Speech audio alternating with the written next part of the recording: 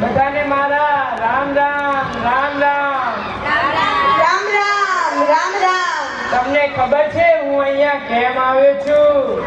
પેલી ચટણી આવી રહી છે ને? સાહેબ ચટણી નહીં, ચૂંટણી. ચૂંટણી કહો, ચૂંટણી. અરે ચટણી કહું કે ચૂંટણી, તમારે શું કરવાનું? બટન દબાવવાનું. બટન. આપણું નિશાન ઉડતો પોપટ, ઉડતો પોપટ. સાહેબ આપણા ગામમાં પાણીનો પ્રશ્ન. અરે પાણી શું કરો છો? પાણી તો કઈ પીવાતું હશે. પીઓ કોકા કોલા પીઓ, થમ્સ અપ પીઓ, અને એ ના હોય તો પેલું પાણીનો પ્રશ્ન. તમારે શું કરવાનું? બટન દબાવવાનું. બટન. આપણું નિશાન ઉડતો પોપટ, ઉડતો પોપટ. સાહેબ આપણા ગામમાં અનાજનો પ્રશ્ન. અરે અનાજ શું કરો છો? અનાજ તો કઈ ખવાતું હશે. ખાઓ કાજુ ખાઓ, પિસ્તા ખાઓ, બદામ ખાઓ, અને એ ના હોય તો પેલું છે જ નહીં. અનાજનો પ્રશ્ન. સોલ. તમારે શું કરવાનું? બટન દબાવવાનું. બટન. આપણું નિશાન ઉડતો પોપટ, ઉડતો પોપટ. સાહેબ આપણા ગામમાં વીજળીનો પ્રશ્ન.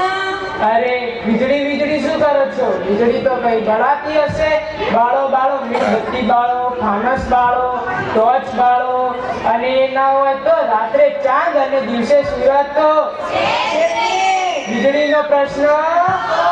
તમારે શું કરવાનું? બટન દબાવવાનું. બટન. આપણું નિશાન ઉડતો પોપટ, ઉડતો પોપટ. સાહેબ આપણા ગામમાં રોડનો પ્રશ્ન. અરે રોડ શું કરો છો? રોડ પર તો કઈ ચલાતું હશે. ચલાવ હેલિકોપ્ટર ચલાવો, રોકેટ ચલાવો, અને એ ના હોય તો પેલું વિમાન તો છે જ ને. રોડનો પ્રશ્ન. સોલ. તમારે શું કરવાનું? બટન દબાવવાનું. બટન. આપણું નિશાન ઉડતો પોપટ, ઉડતો પોપટ. સાહેબ આપણા ગામમાં વીજળીનો ગંદકીનો પ્રશ્ન. અરે ગંદકીનો પ્રશ્ન એ તો ભયાનક પ્રશ્ન છે. એ તો આ બાજુ બેઠેલા ભાઈઓ અને આ બાજુ બેઠેલી બહેનોના હાથમાં છે. બરાબર ને? સાચી વાત છે સાહેબ. જો પ્રવીણાબેન તમે રસ્તા પર પાણી નહીં ઢોળો ને. સીમાબેન પાણી નહીં ઢોળે તો હું પણ પાણી નહીં ઢોળું. જો સીમાબેન તમે રસ્તા પર પાણી નહીં ઢોળો ને. હા સાહેબ આ બધી બહેનો પાણી નહીં ઢોળે તો હું પણ ઢોળીશ નહીં. જો તમે આ રીતે એકબીજાની નકલ કરવાના હો તો જે લોકો રસ્તા પર પાણી ઢોળતા જ નથી તેમની નકલ શા માટે નથી કરતા? જેમ કે મીનાબેન, સીતાબેન, વિકાબેન, એ લોકો રસ્તા પર પાણી ઢોળતા જ નથી. તેમની નકલ શા માટે નથી કરતા? સાચી વાત છે સાહેબ.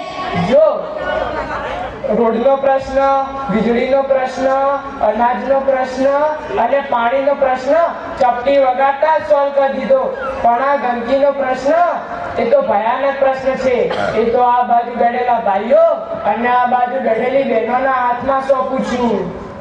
જો ભાઈઓ અને બહેનો નિર્ણય લે કે ગમે ત્યાં કચરો નહીં કરીએ અને રોડ પર પાણી નહીં ઢોળીએ તો આપણું ગામ સ્વચ્છ થઈ જાય. તો અને આપણા દેશના વડાપ્રધાન શ્રી નરેન્દ્રભાઈ મોદીનું સ્વચ્છ ભારત સ્વપ્ન સાકાર થઈ જાય. તો આપણે બધા સાથે બોલીશું સ્વચ્છ ગામ સુંદર ગામ. ચલો બધાને મારા રામ રામ. રામ રામ.